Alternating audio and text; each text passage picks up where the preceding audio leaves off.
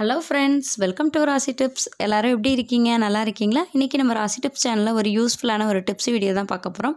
Friends, எல்லார் வீட்லேயுமே காலையில் நைட்டுக்கு அடிக்கடி தோசை தான் சுட்டு சாப்பிட்டுட்ருப்போம். ஏன்னா தோசையோட டேஸ்ட்டு தனி டேஸ்ட்டு தான். தோசை நல்லா கிறிஸ்பியாக இருந்தால் எவ்வளோ சூப்பராக இருக்கும், அதுக்கான டிப்ஸ் தான் இன்றைக்கி நம்ம வீடியோவில் பார்க்க போகிறோம். வாங்க, என்ன டிப்ஸுங்கிறத வீடியோக்குள்ளே போய் பார்க்கலாம்.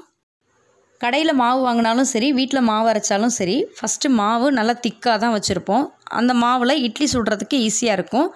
இதுவே நம்ம தோசை சுடுற மாதிரி இருந்தோன்னா அந்த மாவில் தேவையான அளவுக்கு தண்ணி சேர்த்து நல்லா கரைச்சிட்டு அதுக்கப்புறம் தோசை சுடுவோம்.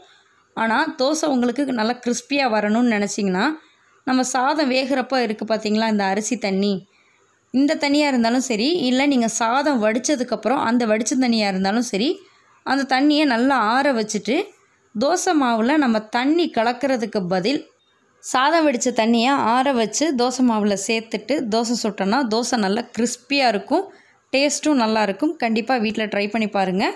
இந்த வீடியோ பிடிச்சிருந்துச்சுன்னா லைக் பண்ணிட்டு உங்கள் ஃப்ரெண்ட்ஸ், ஃபேமிலி, ரிலேட்டிவ்ஸ் எல்லாத்துக்கும் ஷேர் பண்ணுங்கள். நீங்கள் இன்னும் நம்ம ராசி டிப்ஸ் சேனலை சப்ஸ்கிரைப் பண்ணாமல் தான் சப்ஸ்கிரைப் பண்ணிட்டு மறக்காமல் பக்கத்தில் இருக்க பெல் ஐக்கானை கிளிக் பண்ணிடுங்க. அப்போ தான் தினம் நான் அப்டேட் பண்ணக்கூடிய வீடியோஸ் உங்களுக்கு உடனுக்குடன் நோட்டிஃபிகேஷன் வரும். தேங்க்யூ ஃபார் வாட்சிங். Thank you friends.